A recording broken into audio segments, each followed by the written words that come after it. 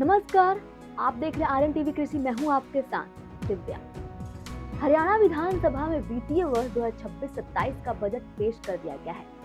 यह बजट हरियाणा के मुख्यमंत्री नायाब सिंह सैनी द्वारा पेश किया गया और इस बजट में खेती किसानी पर विशेष फोकस देखने को मिला। बता दें, सरकार ने कुल 2,23,000 करोड़ रुपए का बजट पेश किया है। हालांकि पिछले साल यह आंकड़ा 2,50,000 करोड़ रुपए था, लेकिन इस बार कृषि क्षेत्र के लिए कई लक्षित और सीधी योजनाओं का ऐलान किया गया है। आइए विस्तार से समझते हैं कि इस बजट में किसानों को क्या क्या मिला। मेरा पानी मेरी विरासत योजना। सरकार ने जल संरक्षण और फसल विविधीकरण को बढ़ावा देने के लिए बड़ा कदम उठाया है। जो किसान धान की जगह दलहन और तिलहन की खेती करेंगे, उन्हें 2,000 प्रति एकड़ बोनस दिया जाएगा।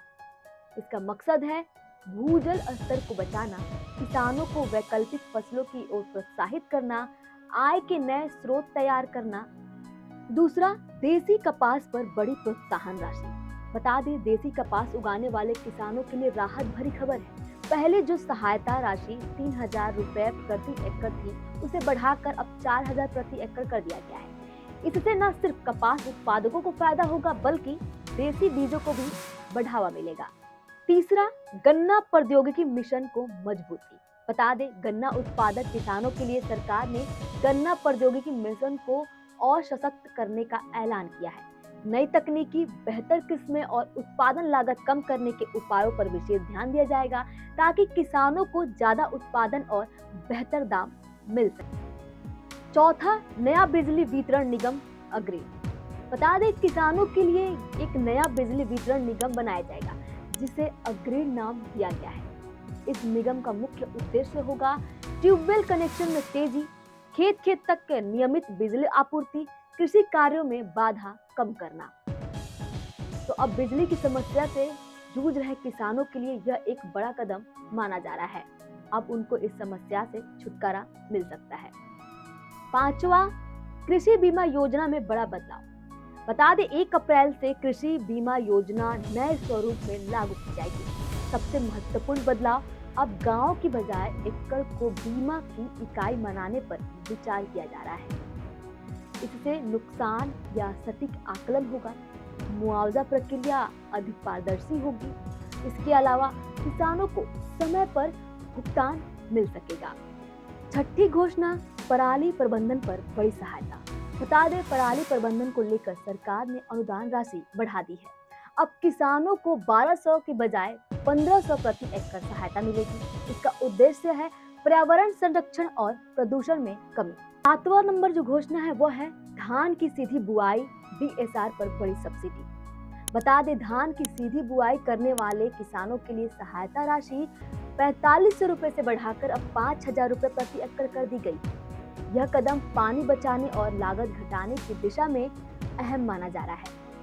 वहीं अगली घोषणा है खेती में AI और प्राकृतिक खेती को बढ़ावा देने का।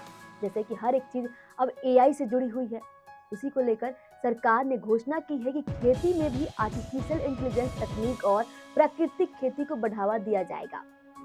इससे आधुनिक तकनीक का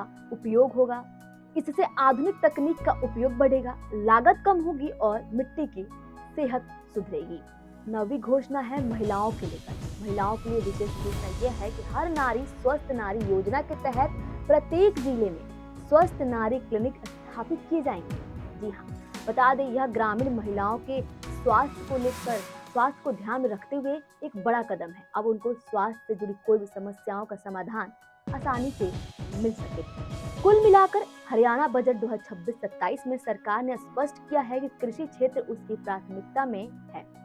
हालांकि घोषणाएं बड़ी हैं, लेकिन असली परीक्षा होगी इन योजनाओं का जमीनी स्तर पर क्रियान्वयन। दूसरा, किसानों तक समय पर लाभ पहुंचाना। तीसरा, पारदर्शिता और सरल प्रक्रिया, क्योंकि बहुत बार घोषणाएं हो जाती हैं, योजनाएं आ जाती हैं, लेकिन लागू नहीं हो पाती। इसलिए सबसे जरूरी ये काम है कि क्या ये घोषणाएं जो भी की गई हैं, क्या ये योजनाएं हैं वो किसानों तक पहुंच पाएंगी। तो अब आप इस बजट को कैसे देखते हैं? क्या ये घोषणाएं आपकी आय बढ़ाने में मदद करेंगी?